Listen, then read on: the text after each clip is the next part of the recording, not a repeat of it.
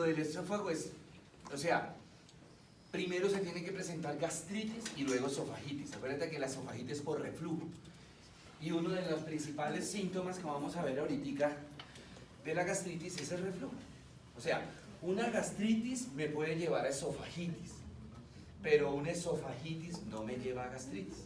¿Sí? Y digamos, estas ulceraciones es cuando ya hay daño en la capa muscular. Cuando sí, ya, digamos, el ácido acabó, destruyó el epitelio y empieza el compromiso en la capa muscular. Bueno, miren lo que hablamos ahorita, el estrés de cualquier causa, cualquier motivo que sea el estrés, ¿sí? Que el ABP de patología. Muy bien, ¿por qué los fármacos producen, y la gran mayoría de estos agentes que hemos visto, producen gastritis? Por lo que les decía ahorita, en los fármacos, el estrés y las sustancias químicas me disminuyen la producción de prostaglandinas o me inhiben la producción de prostaglandinas, y las prostaglandinas forman parte de la barrera de defensa. Entonces, si hay disminución, si hay destrucción de la producción de prostaglandinas, pues no va a haber barrera de defensa, o la barrera de defensa que haya sea una barrera de defensa no generalizada, sino localizada. Entonces acá tenemos a un paciente que le están, estas son las los repliegues gástricos, ¿sí? Y aquí estamos viendo algunas zonas donde ya hubo sangrado, que es una de las complicaciones que presenta la gastritis.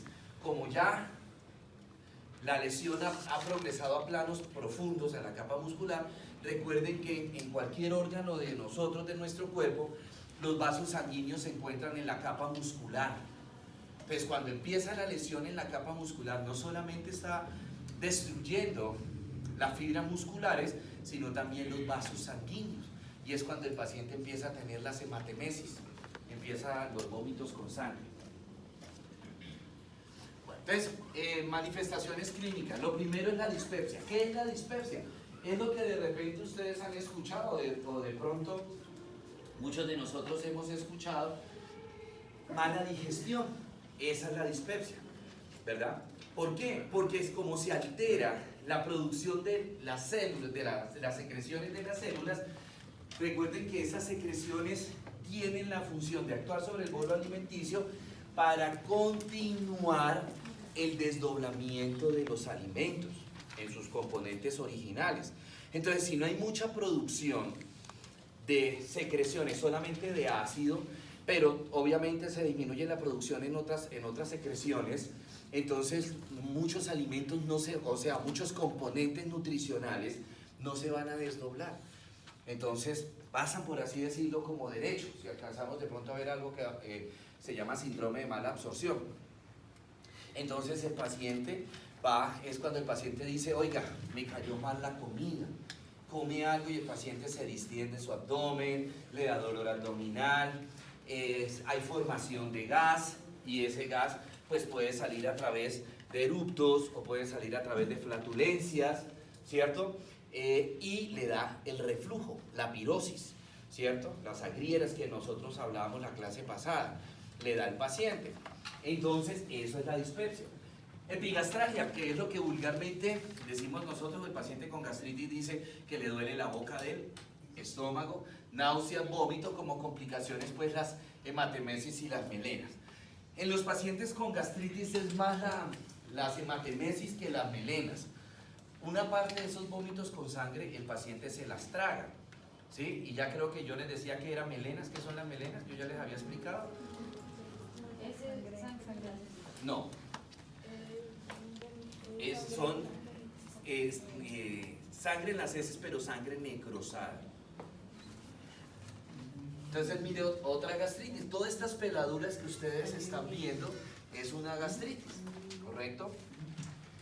Acá tenemos alteraciones a nivel de las células. Estas son las células del estómago, ¿cierto? Estas blanquitas chiquiticas que ustedes ven, esas son las células parietales, las que producen ácido clorhídrico. Ya inmersas, ahí metidas, pues también están las células principales, están las células imógenas. Obviamente, cuando empieza la gastritis no empieza de una vez con síntomas, ¿sí? O sea, que le dé la pirosis al paciente. No, empieza primero con hiperplasia en esas células, principalmente en cuáles células, que ya lo dije al principio, en las células parietales para que se aumente la producción de ácido clorhídrico. Posteriormente, pues esa hiperplasia se generaliza a las otras células, a las células zimógenas, a las células principales. Nuevamente, este es un epitelio donde ya hay una erosión, o sea, ya muy seguramente el paciente tiene un cuadro avanzado de gastritis, entonces donde ya hay erosión, ¿sí?, del epitelio. Y aquí ya es una gastritis que tiene úlcera, miren que hay destrucción del epitelio. Todo esto debería estar así parejito, pero ya hay zonas donde hay destrucción. Bueno, esta es hiperplasia, pura hiperplasia, es una gastritis incipiente. Esto que ustedes ven como un moradito un poquito más oscuro, que desde lejos se puede ver como si fuera una lesión nodular, ¿cierto? Eso es simplemente el proceso inflamatorio del epitelio, ¿sí? Aquí vemos las criptas ya mucho más grandes. Estas son las células, estas son las grandes, son las células parietales. Estas pequeñitas son las células principales. Y hay unas mucho más chiquiticas que parecen como una copita, que son las células zimógenas o células mucosas. ¿Qué es la gastritis crónica? Pues simplemente la gastritis crónica es el recrudecimiento de una gastritis aguda. Ese pacientico que de pronto no se cuida, entonces constantemente vive presentando síntomas, esa gastritis aguda se va a convertir en una gastritis crónica. ¿Cuál es el peligro, por así decirlo, de un paciente con gastritis crónica? Primera complicación, úlcera, ¿sí? Úlcera. Y segundo, como en los pacientes con gastritis crónica se ha perdido toda esa barrera de defensa, ¿verdad? Y prácticamente ya no hay producción de bicarbonato, pero sí sigue aumentándose la producción de ácido clorhídrico. Esa producción, esa hiperproducción de ácido clorhídrico genera un caldo de cultivo, genera un medio propicio para la sobreinfección de una bacteria que nosotros hemos escuchado, el Helicobacter pylori. Importante con el Helicobacter pylori, el Helicobacter pylori es precanceroso, ¿sí? Bueno. Aquí tenemos ya una lesión de úlcera. Hay dos tipos de gastritis crónica. La A, que no se presenta muy frecuentemente, que es una enfermedad de origen autoinmune. Ya pues nosotros conocemos o sabemos cuál es el concepto de autoinmune. Y la B es la más frecuente, ¿sí? Se presenta en un 99% de los casos. Y en esta B es la generada por el Helicobacter pylori. Cuando un paciente tiene gastritis, no importa si sea una gastritis aguda o una gastritis crónica, es necesario que se haga la endoscopia. ¿Para qué? Para descartarle la presencia del Helicobacter pylori. Entonces, en esa zona donde se ve la peladura como muy hiperémica, ¿sí?, ahí toman una biopsia y le hacen a esa biopsia un test que se llama el test de ureasa. Con el test de ureasa se busca el Helicobacter pylori. Si sale positivo, pues el paciente tiene gastritis con Helicobacter. ¿Qué otra gran desventaja tiene el Helicobacter pylori? ¿Qué otra gran desventaja? Que él se reproduce muy rápido, ¿sí? Él se reproduce muy rápido. Por eso es tan importante que cuando a un paciente le sale Helicobacter pylori, hay que hacer el tratamiento rápido. Tiene que ser un tratamiento por lo menos de 2-3 meses, como mínimo, ¿sí? Y pues obviamente que esté cuidándose con los hábitos alimentarios. Acá tenemos un paciente con una úlcera, ¿cierto? Tenemos en esta parte de la pared una úlcera y aquí un sangrado de una úlcera que está reciente. Muy seguramente el paciente consultaría por urgencia por una hematemesis, ¿sí? Le trataron su sangrado y aprovecharon y le hicieron la endoscopia, pero todavía hay pequeños vasos que están sangrando, ¿cierto? La cicatrización de una úlcera. Ahí es donde es peligroso que esté el Helicobacter, o ahí es peligroso que ya haya cáncer. ¿Puede un paciente tener gastritis crónica y cáncer sin Helicobacter? Sí. ¿Puede un paciente tener gastritis crónica y cáncer con Helicobacter? Sí. ¿Cuál es el problema? Pues que el Helicobacter, como es precanceroso, hay más probabilidad de que una lesión crónica se convierta en cáncer que en un paciente que no tiene Helicobacter. Pero ese paciente con gastritis crónica que no tenga Helicobacter me puede desarrollar un cáncer, pero que lo va a hacer más lentamente que el paciente que tiene Helicobacter. ¿Sí? Aquí tenemos los vasos sanguíneos superdilatados, que es lo que se rompe y me generan las hemorragias, ¿no? Las hematemesis. Y ahí tenemos un charquito de sangre, alguno de esos vasitos, y acá tenemos una úlcera. ¿Sí? Pero, digamos, cuando está el Helicobacter, ¿sí? Y le dan el tratamiento que son antibióticos por tanta cantidad de tiempo, ¿eso sí se quita o solo se calma y ya? No, se quita. Se quita. El tratamiento para el Helicobacter es un tratamiento triconjugado, o sea, hay que darle 3 medicamentos. Primero, por lo general utilizamos un inhibidor de la bomba de protones, que es el esomeprazol, ¿sí? El lansoprazol, el omeprazol, cualquiera de esos pertenece a la familia de los inhibidores de la bomba de protones. 2, hay que darle un antibiótico, puede ser una amoxicilina. Y 3, hay que darle un antiparasitario, como el metronidazol. Y ese tratamiento debe durar como mínimo un mes, pero se debe, digamos, como reforzar por 2 o 3 meses, dependiendo a la evolución del paciente. Si el paciente dice que todavía persisten los síntomas, entonces puede ser que todavía tenga Helicobacter, entonces hay que prolongar el tratamiento por 2 o 3 meses. Ahora, lo decía yo hace un ratico, ese paciente tiene que, a pesar de que esté tomando el tratamiento, tiene que seguir normas alimentarias, dieta. ¿En qué sentido la dieta? Pues dejar de consumir, por ejemplo, comidas trasnochadas, ácidos, dejar de consumir salsas, todo este tipo de cosas. Y algo que se me había olvidado, una de las principales causas que hoy día en ustedes los jóvenes es responsable de la gastritis, es el desorden en los hábitos alimentarios. Entonces vemos que hay personas, por ejemplo, que no desayunan. No importa si es que están haciendo dieta o si están haciendo el ayuno intermitente, lo que sea. 2, que puede que desayunen, pero uno los ve a veces que no tenemos un horario de alimentación. Y resulta que ahí es donde viene lo que les decía al principio, que no sé si ustedes se acuerdan o lo vieron de pronto en el colegio, alguna cosa, el reflejo condicionado de Pavlov, ¿sí? Pavlov era un psicólogo que tenía unos perros y él agarró y empezó, se le causó curiosidad algún día, y él agarró y empezó a ponerle comida a los perros, ¿sí? Le sonaba una campana y traían los perros a comer, ¿sí?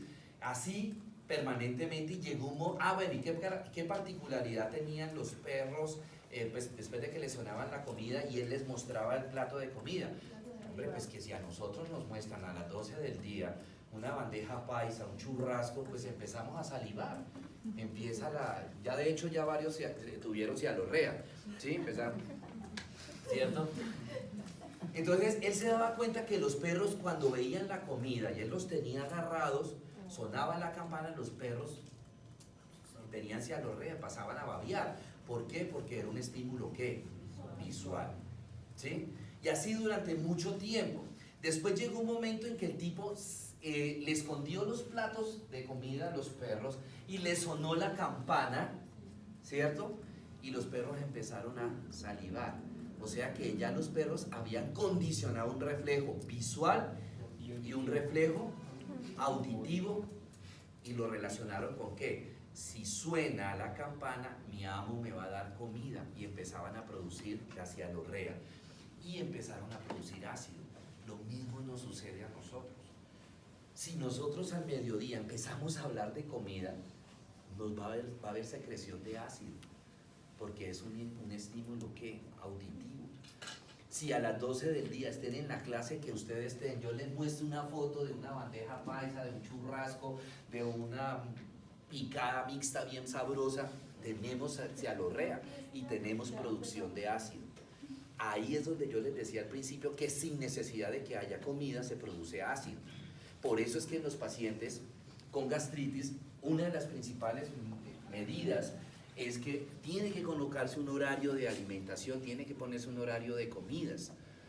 ¿Por qué? Porque de todas maneras, así a las 12, 12 y media, si por ejemplo nosotros estamos acostumbrados, un ejemplo, estamos acostumbrados a almorzar entre las 12 y media y la 1 y media de la tarde, el día que nosotros no estemos almorzando a esa hora, yo ya eduqué a mi estómago para que a esa hora empezara a producir ácido. Por eso no hay que educarlo, hay que todos los días variar la hora, ¿no? Sí, siga así o yo. Entonces, el día que yo no consuma alimento en esa hora me va a producir ácido. Entonces, por eso hay que colocar un horario de comida.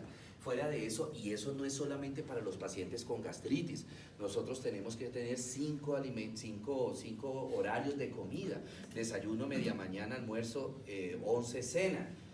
Pero digamos que lo que es la 11, la cena, la 11 y la media tarde, que sea algo suave, ¿cierto? ¿Por qué? Porque también el aumento en la ingesta de comida. ¿Qué es lo que nos sucede a veces? ¿Sí? ¿Qué es lo que nos sucede? Que desayunamos muy temprano, no tomamos media mañana, entonces al almuerzo me quiero pegar 2 platados, una comida muy copiosa, ¿sí? Una comida muy abundante. Ahí también se aumenta la producción de ácido.